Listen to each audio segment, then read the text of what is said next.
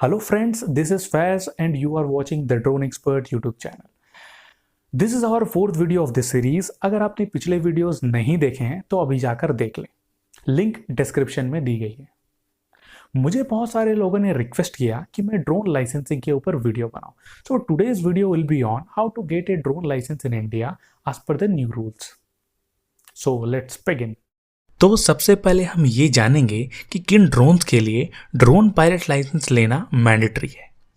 सिवाय nano drone के हमें सारे कैटेगरी के ड्रोन के लिए पायलट लाइसेंस लेना पड़ेगा, जैसे micro, small, medium and large. Again मैंने सारे प्रोसेस को स्टेप बाय स्टेप प्रोसेस में डिवाइड कर दिया है ताकि आप लोगों के लिए बहुत आसान हो जाए इन प्रोसेस को समझने के लिए।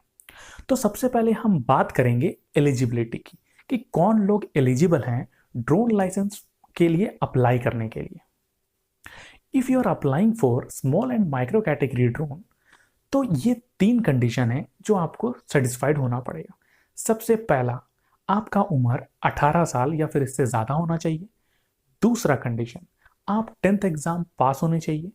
तीसरा कंडीशन, डीजीसीए के द्वारा एक मेडिकल टेस्ट होता है, उस टेस्ट में आपको पास होना पड़ेगा। तो ये 3 कंडीशन है अगर आप माइक्रो एंड स्मॉल कैटेगरी के ड्रोन के लिए अप्लाई कर रहे हैं।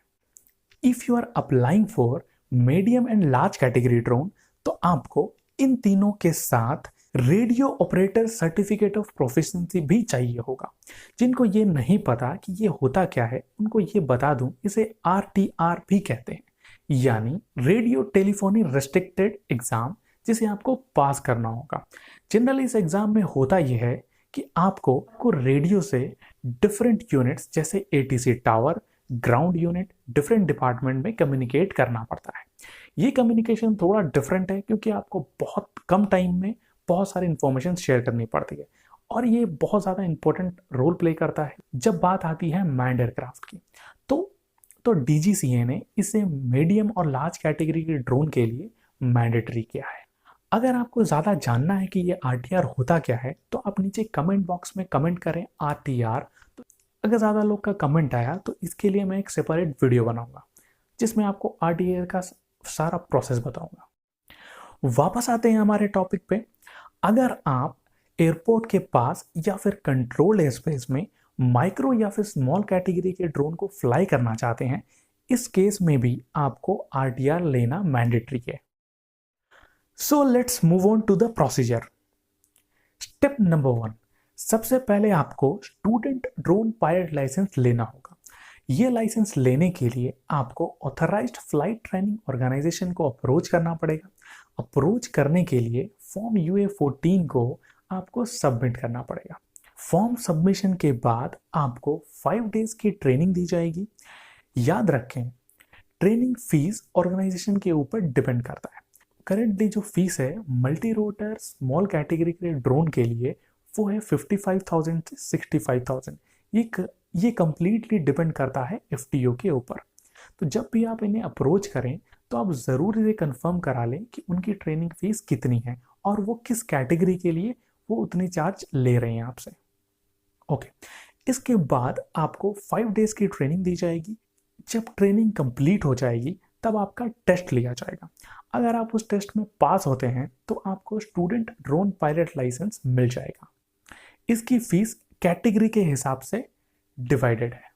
जिस कैटेगरी के लिए आप अप्लाई करेंगे उसके हिसाब से आपको फीस देंगे।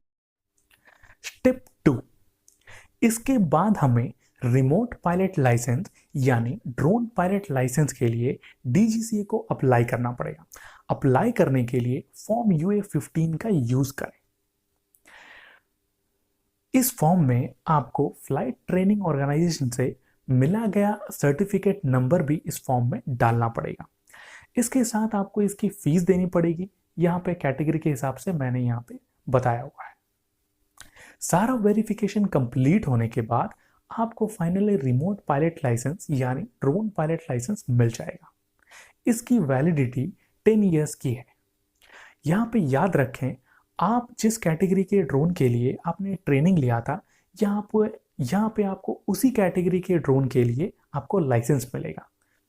तो हमेशा ये याद रखें कि जब भी आप ट्रेनिंग लेंगे तो तभी आपको डिसाइड करना पड़ेगा कि आप किस कैटेगरी के ड्रोन के लिए अप्लाई कर रहे हैं।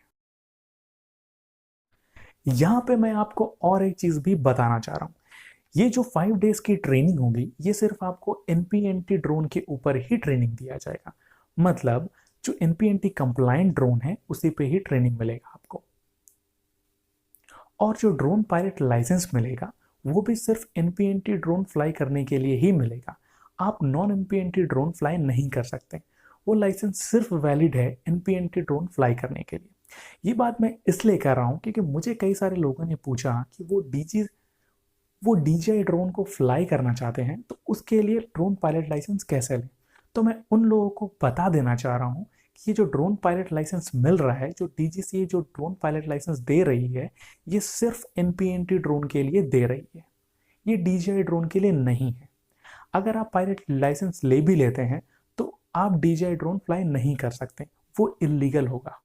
तो फ्रेंड्स आज के लिए बस इतना है। मिलते हैं अगले वीडियो में। अगले वीडियो में हम जानेंगे कि ड्रोन पायलट लाइसेंस और अनमैन्ड एयरक्राफ्ट ऑपरेटर परमिट यानी यूएओपी क्या है। क्योंकि कई लोग कंफ्यूज्ड हैं कि वो ड्रोन पायलट लाइसेंस को अनमैन्ड एयरक्राफ्ट ऑपरेटर परमिट समझ रहे हैं।